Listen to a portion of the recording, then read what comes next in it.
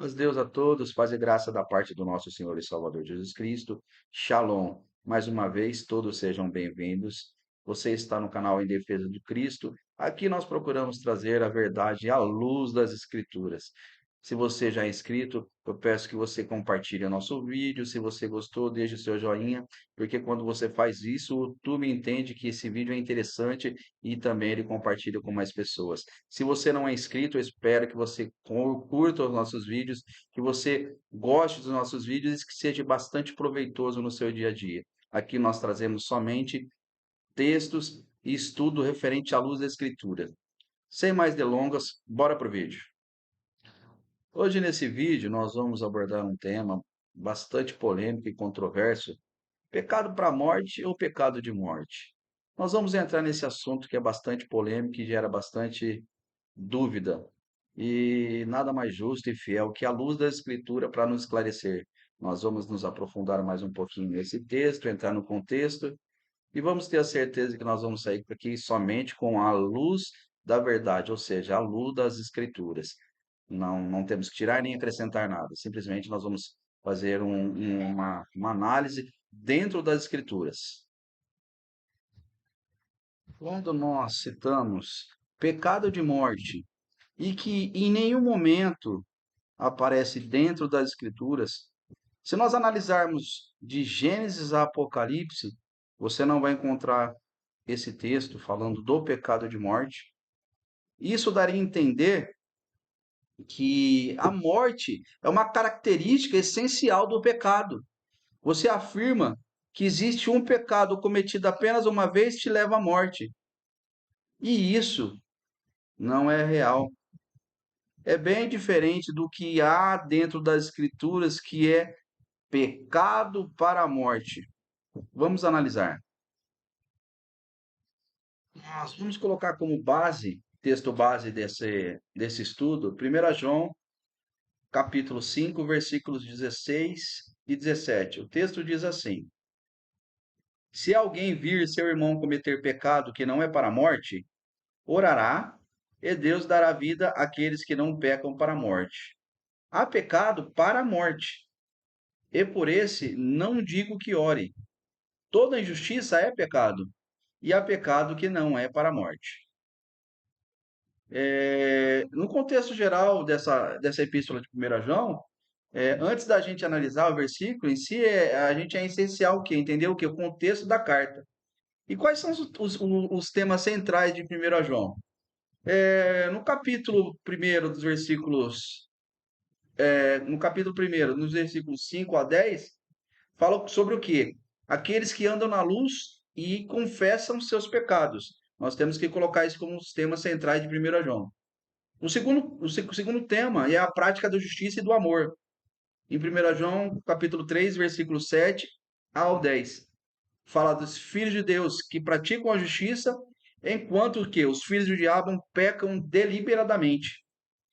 Nos capítulos 2, dos versículos 18 ao 19, cuidado que com os falsos mestres e apóstatas. Alguns abandonaram a fé, provando que nunca foram verdadeiramente crentes. E no capítulo 5, do 1 ao 5, a vitória da fé, que fala que é o verdadeiro crente vence o quê? Vence o mundo. João escreve para quê? Para fortalecer os crentes contra heresias e contra aqueles que negavam a divindade de Cristo. A chave para nós entendermos essa passagem é o que? É determinar o que João quis dizer com pecado para a morte. E nós, dentro das luzes da Escritura, à luz das Escrituras, nós vamos analisar três principais interpretações que podem ser dadas ao pecado para a morte. Essas três interpretações, elas são plausíveis e condizem com as Escrituras. Nós vamos citar três. A primeira é o que? Morte física. O julgamento divino sobre certos pecados. Há casos na Bíblia onde Deus disciplinou crentes com a morte física devido à gravidade dos seus pecados. E nós vamos citar alguns exemplos bíblicos lá em Ananias e Safiras, em Atos capítulo 5, versículos 1 a 11. Quando eles fazem o que? Eles mentem ao Espírito Santo e morrem como? Instantaneamente.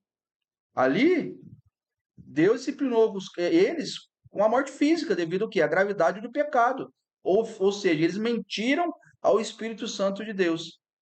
O segundo que nós podemos citar aqui é lá em 1 Coríntios 11, capítulos 11, versículos 29 e 30, quando o apóstolo Paulo, ele fala que muitos ficaram doentes e alguns morreram por tomar a ceia indignamente. E no Velho Testamento, se nós formos analisar também o pecado de Acã, lá em Josué 7, quando ele roubou os objetos consagrados e foi o quê? Morto como que? Juízo divino. Essa é uma primeira interpretação que é plausível e está dentro das Escrituras. O pecado para a morte ele pode ser uma transgressão tão grave que Deus decide fazer o quê? Tirar a vida física da pessoa como disciplina ou julgamento. A segunda interpretação que nós podemos ter é o que fala sobre o pecado imperdoável, ou seja, a blasfêmia contra o Espírito Santo. Essa é outra interpretação em que João está se referindo ao pecado imperdoável, mencionado por Jesus, lá em Mateus capítulo 12, versículos 31 e 32, quando o Senhor Jesus fala: Portanto, eu vos digo, todo pecado e blasfêmia se perdoará aos homens, mas a blasfêmia contra o Espírito não será perdoada aos homens. O que é a blasfêmia contra o Espírito Santo? Rejeitar deliberadamente a obra do que? A obra do Espírito Santo e atribuir os milagres de Cristo a quem? A Satanás, Baal. E outro também, outro significado é endurecimento contínuo do coração contra Deus, a ponto de se tornar o quê? Irreversível. Ou seja, se você essa blasfêmia é irreversível.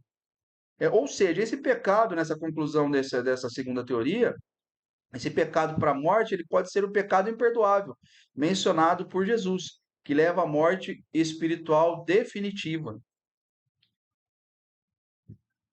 A, a terceira interpretação é apostasia, ou seja, o afastamento final e consciente de Deus.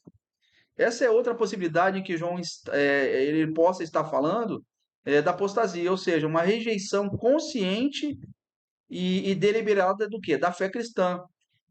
Em Hebreus 6, versículos 4 e 6, fala dessa forma, que é impossível que aqueles que uma vez foram iluminados e caíram sejam outra vez renovados para arrependimento.